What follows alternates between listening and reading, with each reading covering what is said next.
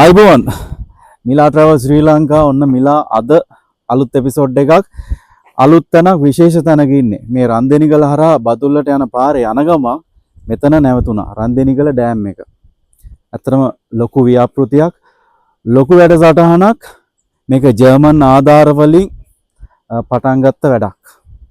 ලංකාවට හම්බුණු ලොකු වටිනාකමක් මේ රන්දෙනිගල ඩෑම් එක. ඇතරම මෙගාවොට් 126ක් නිපදවනවා. මේ හරහා ලංකාවටම විදුලිය දෙන තැනට මේ වටිනාකම අපේ රට වෙනුවෙන් ජර්මන් ආධාර හරහා අපේ රටට ලැබුණු ප්‍රොජෙක්ට් එකක්. ඉතින් ව්‍යාපෘතියක් හරි වටිනා කරන දෙයක්. ඉතින් වතුර වැඩි කාලෙට මේ තියෙන දොරටු ඔටෝමැටිකලි විවෘත වෙනවා. ඒ කියන දේවල් ඒ විදියට වෙන කාලෙදී ඔයාලට බලන්න පුළුවන් මේ රන්දෙනිගල හරහා බදුල්ලට යනකොට මේ තියෙන දොරටු ඔටෝ විවෘත වෙනවා. ඉතින් 1980 දී තමයි මේ ව්‍යාපෘතිය පටන් අරන් තියෙන්නේ. 88 වෙන අවුරුද්දේදී 1988 දී තමයි මේක විවෘත කරලා තියෙන්නේ. ඉතින් ඔයාට වටිනා කරන වීඩියෝ එකක් වෙයි. ඒ වගේම ඔයා දන්නේ නැති දෙයක් තියෙනවා නම් මේ ගැන නොදැනුවත් කමින් හිටියා නම් මේ වීඩියෝ එක හරහා ඔයා දැනුවත් වෙයි. මම මේ සියලුම දේවල් වීඩියෝ එකට අන්තර්ගත කරනවා. රන්දෙනිගල ඩෑම් එක. ඇත්තටම මෙගා වෝට් 126ක් නිපදවන ස්ථානයක්. ඇත්තටම වතුර වැඩි වෙනකොට මෙතනින් දොරටු ඔටෝමැටිකලි විවෘත වෙලා ඒ යන වතුර පාර පෙන්වන්න විදියක් නැහැ. මොකද අපි මේ ඇවිල්ලා ඉන්නකොට අපිට ගිය කාලේ පුරාවටම වතුර නිසා දුක් විඳ ඒ කාලේ දැන් ආව ගින් තියෙන්නේ. ඉතින් ඔන්න ඔහමයි ඔයාලට බලන්න පුළුවන් දොරටු 3ක් තියෙනවා. ඉතින් සහ එහා පැත්තෙන් උමං මාර්ගයක් තියෙනවා කිව්වා. විදුලි බලාගාරයට යන්න පුළුවන් වෙන්න.